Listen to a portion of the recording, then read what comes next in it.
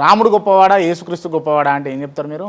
రాముడు దైవము, ఒక మానవ అవతారము, రుజువులు ఉన్నటువంటి ఓ గొప్ప దార్శనికుడు. This is land of Rama. నేను ఉదాహరణ ఇస్తాను, నువ్వు అడిగావు కాబట్టి.